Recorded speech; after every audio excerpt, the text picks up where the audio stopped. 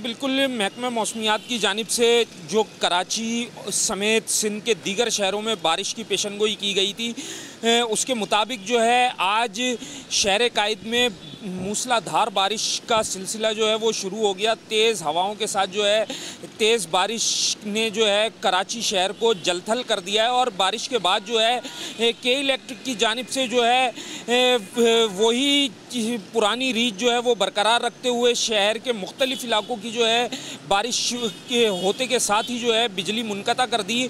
और कई घंटों से इस वक्त भी जो है शहर के बेशतर इलाके बिजली से महरूम हैं। और मैं आपको यहाँ ये भी बताता चलूँ कि बारिश के बाद जो है शहर के मुख्तलिफ इलाकों में ट्रैफिक की रवानी जो है वो भी मुतासिर हुई है। और मुख्तलिफ शाहराएँ जो है वो उन पर ट्रैफिक शदीद जाम है, जिससे शहरियों को काफ़ी मुश्किलात का सामना करना पड़ रहा है। और शहर के मुख्तलिफ इलाकों में पानी भरने की भी इत्तलात मौसूल हुई हैं, जबकि दीगर इलाकों में बिजली के पोल और दरख्त गिरने की भी इत्तलात मौसूल हुई हैं। जी।